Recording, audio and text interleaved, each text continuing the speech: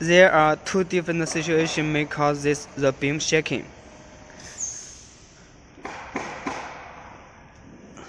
These four sides, 1, 2, 3, 4. This is the inside here. There are space between here and here.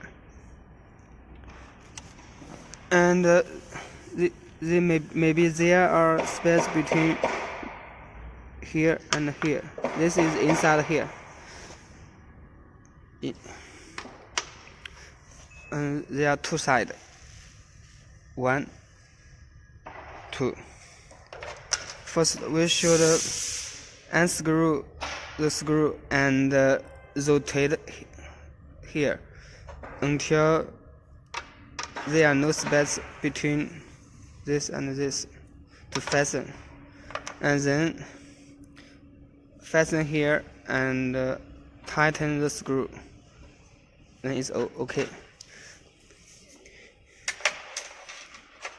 Here we can rotate here, inside here, to fasten